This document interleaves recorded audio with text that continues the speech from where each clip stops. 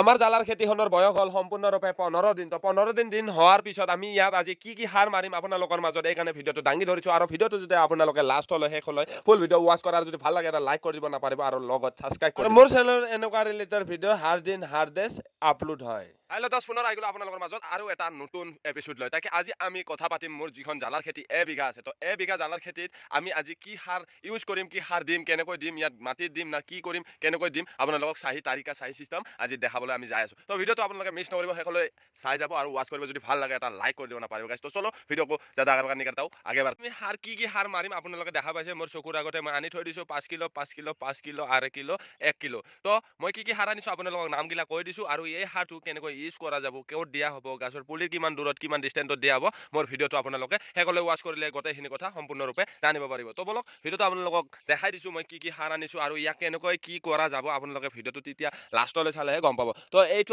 মই কি আনিছোঁ চইল। তো আপোনালোকে গম পাইছে ই কি কাম কৰে কি নকৰে। চইল আপোনালোকে দেখা পাইছে এইটো চইল 1 কিলো আছে বোলে তো 1 কেজি। ওর দাম কিমান ইয়াৰ আপোনালোকক দেখাই দিছোঁ মই চইলৰ দাম কিমান। এইটো দেখা পাইছে 355 ৰুপিজ চইলৰ দাম আপোনালোকক দেখাই দিছোঁ আৰু নতুনকৈ এইটো হাতেদি মই দেখাই দিছোঁ 355 ৰুপিজ চইল 1 কেজিৰ দাম। তো আপোনালোকে দেখা পাইছে আৰু এনেকৈ মই কিমান কেজি কিমান সাৰৰ কিমান দাম আপোনালোকক জনাই আছোঁ। ভিডিঅ'টো পুৰা লাষ্টলৈ শেষলৈ চাব। আৰু এইখিনি সাৰৰ দাম হৈছে DAP 200 টকা, 5 কিলোৰ দাম 200 টকা।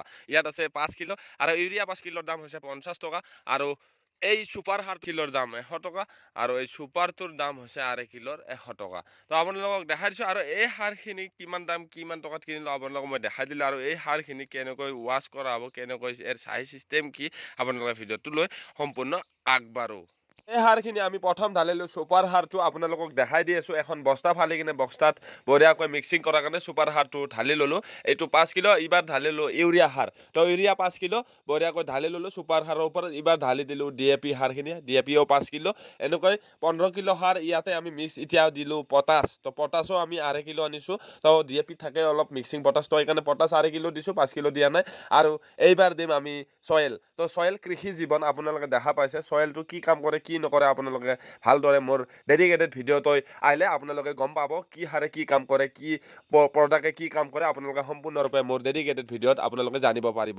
তো আপোনালোকক দেখাই দিছোঁ পুৰা সম্পূৰ্ণৰূপে আমাৰ ঢালা কাম সম্পূৰ্ণৰূপে ক্লিয়াৰ। আমি মিক্সিং কৰি আৰু এতিয়া মই কাটি আছোঁ জালাৰ লাইনবিলাক। তো জালাৰ লাইনবিলাক মানে কি চাইডে চাইডে কাটি কেনে আমি ইয়াৰ লাইনত পুৰা জালাৰ গুৰিতে আমি সাৰটো দিয়া হ'ব। মানে কি আমাৰ যদি চিষ্টেম আপোনালোকৰ যদি ভাল লাগে এটা কমেণ্ট ছেকশ্যনত কমেণ্ট কৰি দিব নাপাৰিব কিষাণ সাথীও কিষাণ ভাইও যোনে মোৰ খেতিখন চাই আছে আৰু মোৰ চিষ্টেমবিলাক যদি কোনোবাৰ ভাল লাগে এটা কমেণ্ট কৰি দিব নাপাৰিব। আৰু মোৰ যদি চেনেলটো নতুনকৈ ভিজিট কৰিছে আপোনালোকে এটা ছাবস্ক্ৰাইব কৰি দিব নাপাৰিব।